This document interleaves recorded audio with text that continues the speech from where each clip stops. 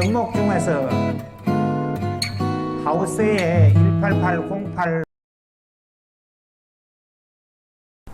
사이마스카스 마스캇 향기가 있어야 되는데 지금 마스캇 향기 있습니까 없습니까? 포도 따면은 마스캇 향기 있습니까 없습니까? 예? 자, 없는 분이 더 많을 거예요. 왜냐? 하면은 거의 냄새가 안 납니다. 향기가 없습니다.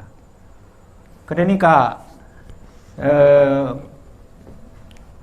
일본 사람들이 가장 선호하는 부분이 향기입니다.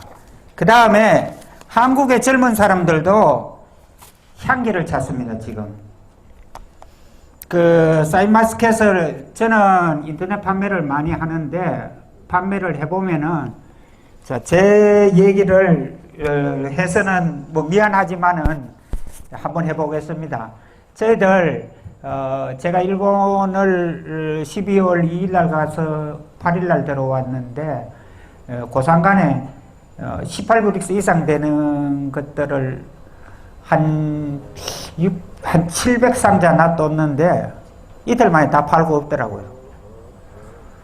지금 얼마에 팔았나 하면은 저희들은 2kg에 38,900원입니다. 그리고 선물용은 52,800원입니다. 그래도 하루에 300박스 들어오는 날도 있어요. 그러니까 맘만 있으면은 얼마든지 승부할 수 있는 게 사이마스캇입니다. 일본에도 지금 계속 그 사이마스캇이 불어나지만은 그래도 13,000에서 18,000원 정도의 송이당 가격을 우리는 700, 800g 뭐 1kg 되는 걸 그래 봤지만은 일본에서는 야마나시하고 나가노는 500, 600g을 하고요. 저 밑에 그 오카야마라는 데는 700, 800g을 합니다. 우리하고 똑같아요. 근데 거기 사람들이 농사를 잘 지어가지고 수출을 일본에서 제일 많이 합니다. 그리고 좋은 백화점에는 거의 오카야마 산이 다 잡고 있습니다.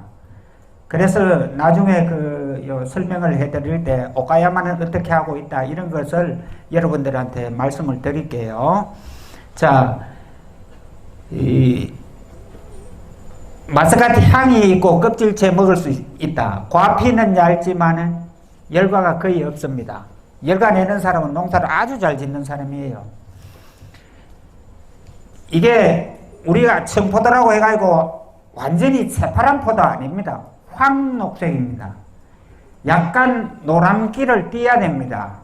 그런데 지금 그 알막 크게 하다 보면은 다 낼 때까지 새파랗게 가지고 있습니다. 지금은 시중에서도 그런 거는 값을 안 쳐줍니다.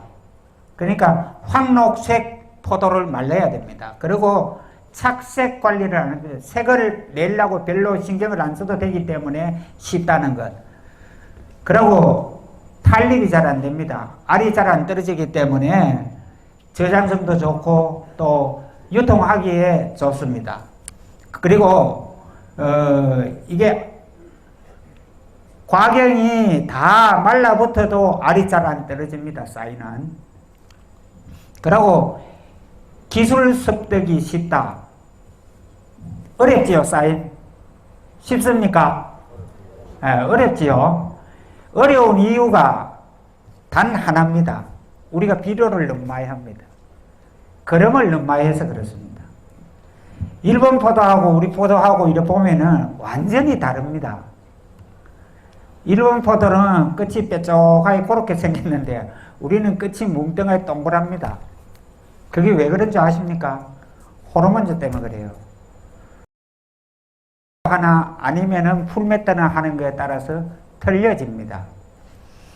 자, 우리는 지금 호르몬제를 너무 과다하게 써서 껍질이 두꺼워지고 제 숙계에 못 답니다. 일본이 저희들하고 똑같은 위도에 있는 야마나시 같은 경우에 지베린 처리를 거의 저희들하고 같이 합니다. 저희들보다 하루 빠르든지 저희가 하루 빠르든지 이렇게 하는데 수확은 일본은 가보면은 8월 말쯤 되면은 거의 수확이 한 4분의 3은 끝났어요. 근데 우리는 9월 달 돼도 9월 말 돼도 그 수확을 못 합니다. 그 이유가 너무 크게 하고 알도 너무 크게 하고 또 그 300평당 그러니까 200평당 달리는 양이 너무 많아서 그렇습니다. 지금 야마나시나 나가도는 그러니까 300평당 1.5톤에서 1.8톤 일본에서 가장 많이 따는 오카야마에는 2.1톤에서 2.4톤입니다. 300평당. 그렇게 계산하면은 600평당 6,200송이에서 7,000송이 또 그 나가노나 야마나시 같은 경우는 3,000송이 안쪽입니다. 그렇게 달아야만 제때 수확을 할 수가 있습니다. 저희들은 그 600평에 많이 다시는 분들은 몇 개 답니까? 만 몇 개 답니까? 12,000개? 만 개 이상 다 답니다. 누구든지 다 달아요. 저도 원래 그 600평에 1,400개를 달았더니 제때 당도가 안 올라가요.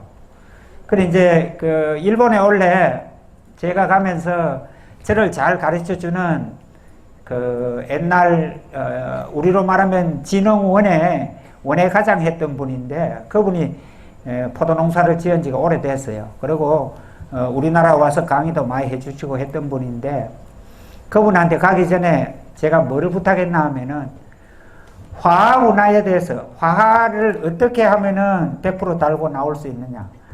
특히 하우스는 화학분화가 잘 안 됩니다. 흙가지가 많아요. 그래서 화학분화에 대한 거하고 원래 한국에는 당도가 안 올라가서 좀 곤란하다 이런 얘기를 했더니 대답이 송이는 절대 800g을 넘지 말고 300평당 2톤을 안 넘으면은 무조건 18브릭스가 나고 제때 딸 수 있다. 이제 아시겠어요? 그러고 그름을 절대 많이 하시면 안 돼요. 이거는 우리 한국에 사인마스카트 들어오면서 이 잘못된 거예요. 탭이 많이 하고 그름 많이 해가지고 알마 크게 해가지고 하면은 처음에는 돈이 됐어요. 작년에까지 돈이 됐어요. 근데 올해부터 돈이 안 되는 겁니다.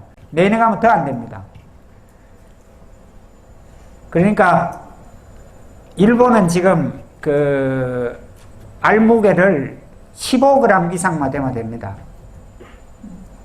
그래 그 대신에 수출품이나 프리미엄급은 한 송이 내에 있는 알이 똑같아야 돼요.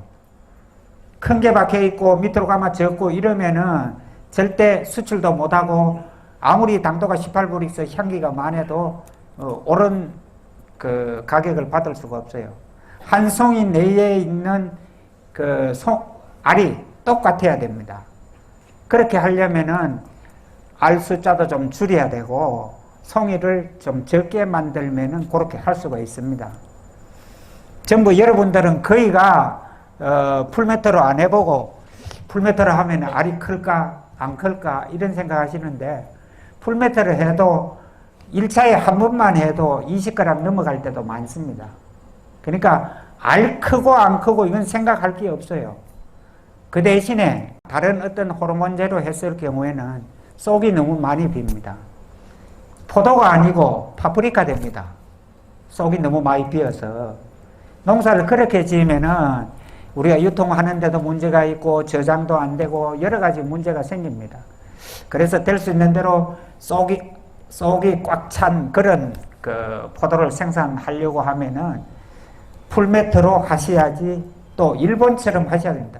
일본 사람들이 그 바보입니까? 일본에는 다른 호르몬제는 하나도 없습니다. 풀메트 하나입니다.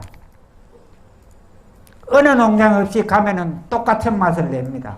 근데 우리는 지집마다 다 다릅니다. 껍질 두께도 다 다르고 그 이유가 다 호르몬제 때문에 그렇습니다.